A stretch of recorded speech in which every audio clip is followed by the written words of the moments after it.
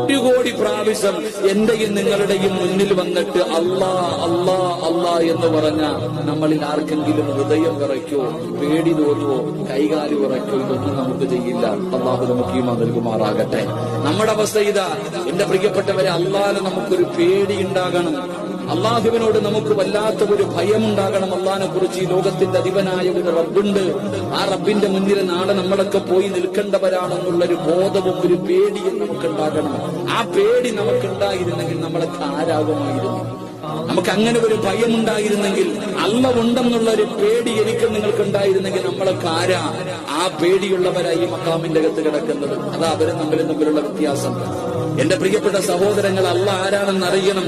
അള്ളാഹിനെ കുറിച്ചൊക്കെ മനസ്സിലാക്കി കഴിഞ്ഞാൽ, അള്ളാഹുവിനോടുള്ള ഭയം ഹൃദയത്തിലേക്ക് കയറി വന്നു കഴിഞ്ഞാൽ പിന്നെ അവരാരാ? പിന്നെ ഒന്നും അവരുടെ ഒന്നിനോടും അവർക്ക് പേടിയില്ല. അള്ളാഹ്